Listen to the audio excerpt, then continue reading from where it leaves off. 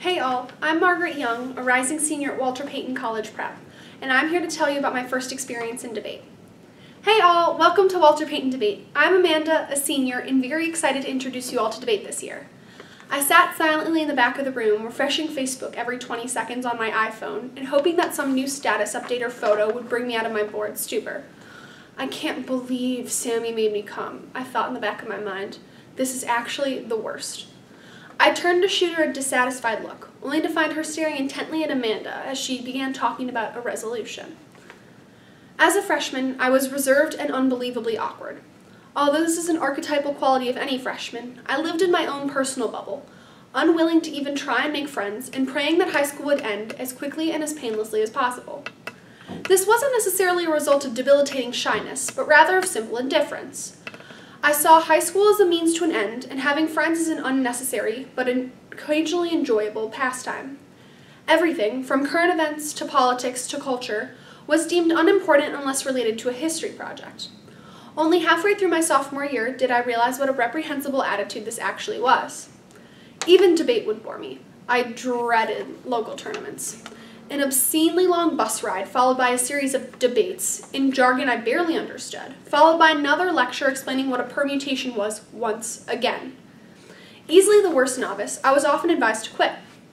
But intrigued by the puzzle debate had presented to me, I leaned into the discomfort and allowed debate to lead me on my way. Sophomore year was even more difficult than freshman year. As Amanda left, the rest of our debaters and our faculty advisor followed suit. Our coach, Avery Dale, agreed to stay, but had to limit his hours to one practice a week. I urged, pleaded even, the only other sophomore mildly interested in debate, to continue for another year.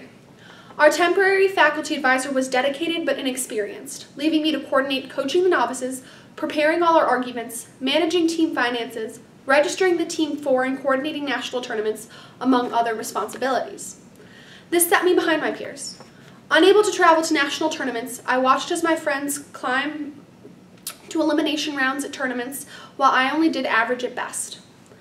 Avery Dale was much more than a mentor that year. While I not only shared files with him and deferred to his judgment, I was able to confide in him. He stood up for me, doing everything he could to make sure I got the attention I deserved. Without him, I have no doubt that I would have given up. I remember telling him, Avery, this is pitiful. I'm miserable.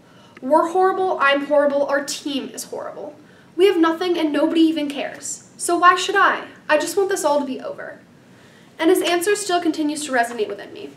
Meg, everything will be just fine. You can't control your circumstances, which means you can't control your situation.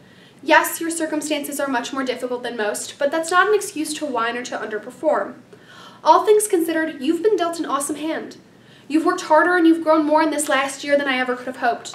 You're more dedicated and more passionate than anyone else, and not only about debate, but also about your team. Trust me, you'll find that these are the qualities that make a good debater. Not money, not coaching, but passion and hard work. So relax, because there is no need to worry. There is no doubt in my mind that you will be famous soon. That was the most important breakthrough I ever had. Now, after 2 years, Walter Payton Debate's future is looking bright. From the rubble, the lonely debate team of one is on its way to becoming the exceptional team it used to be, if it's not already. My junior year, I've had the pleasure of mentoring 3 of the most dedicated and most hardworking sophomores you will ever meet. I've had the luxury of coaching some of the most eager and most passionate novices in the city. And I've had the privilege of working with easily the best faculty advisor out there. While our team has not only experienced massive amounts of local and national success, we have also become closer, a family away from home. These friends have consistently been by my side these last years, willing to lend a hand, an ear, whatever, whenever. That is the unique and attractive quality about debate that makes me still ever so grateful that Sammy dragged me to that awful meeting freshman year. Debate is a community more than it is a competitive activity. Even now, debate has unquestionably made me the best version of myself. Through all the ups and downs, I learned how to rack up Amtrak miles, to operate all manner of motel showers, and to pull an all-nighter using various Get Pumped playlists. Now, while the Chicago Debate League trained me to respond directly to my opponent's arguments, it also taught me to advocate for my own. It made me more cognizant of the privileges I have and more active about the ones I didn't. Although the Chicago Debate League has forced me to think more critically and more in depth about a series of issues, it has also made me more engaged with the world. High school is no longer a means to an end, but rather a constant opportunity to learn. Friends are no longer an unnecessary pastime, but rather a very necessary support system that can only do wonders for you. I've been able to immerse myself in current events, politics, and culture, and to become a more civically engaged and knowledgeable citizen. But arguably more importantly, debate has incited a deep-seated passion within me. Incorporating me into a network of coaches, mentors, and peers, debate opened me to a community of brilliant individuals, all who love unceasingly and who have gone to the ends of the earth to make sure that I belong. Although I may never remember what a permutation is, the friends I have made, the experiences I have gathered, the skills I have gained will stay with me long after I have left the activity. As I look ahead to my senior year, I realize that my high school debate career is coming to an end.